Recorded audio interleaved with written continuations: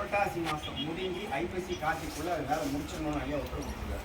உங்களால் முடிஞ்ச அளவுக்கு ட்ரை பண்ணுறோம். முடியல 4 பேர் 4 ரூபா கொடுத்தீங்கன்னா தான் அதுக்கேற்ற மாதிரி அங்கே நான் பலனை எதிர்பார்க்க முடியும். அதனால் நீங்கள் செஞ்சீங்கன்னா தான் அதுக்கான பலனும் கிடைக்கும். யாருக்கு என்ன ஒருவேளை சில நேரத்தில் ஐயாவே கேட்பார், எனக்கு இது கூட அது கூட இவ்வளோ கூட அவ்வளோ கூட கேட்பார்.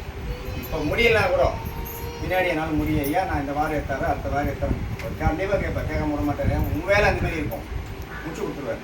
நம்ம தெய்வத்துக்கு முடிஞ்சது அதாலும் முடிஞ்சு ஒரு 10 ரூபா நீ 10 ரூபா கொடுத்தனா சத்தியமாக சொல்கிறேன், நீ என்ன நினச்சதே தெரியாது.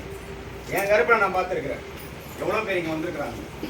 10 ரூபா கொடுத்தா 100 ரூபா கொடுக்குற ஒரே தெய்வம் கருப்பசாமி மட்டும்தான். கருப்பசாமி மட்டும்தான். ஏன்னா ஏழைப்பாளையங்களுக்கான தெய்வம். இப்போ எதனா ஒரு கோயிலுக்கு போனோன்னா ஒரு 500 ரூபா 1000 ரூபா போட்டால் தான் அந்த மாலையை நம்ம தலைமாலை போடுறோம். முன்னெல்லாம் திருவண்ணாமலைக்கு போனீங்கன்னாக்கா 1 ரூபா கொடுத்தா பார்த்துட்டு வந்துடலாம். எப்படி இப்போ 300 ரூபாய் 500 ரூபாய் இல்லாமல் வேலைக்கு ஆகலை. ஏன் காரணம் என்னன்னு தெரியுமா? நம்ம பழக்கப்படுத்துறது.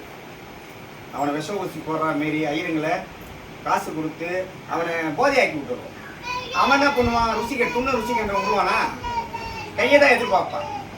10 ரூபா போட்டு போயிரு தின்னு மாட்டேன், அப்படி தூக்கி போடுவான். நீ போகலன்னா இன்னும் கொடுமை, அவன் கையில் கூட வந்து விடாது, தூக்கி தெருவில் போகிற மாதிரி போடுவான்.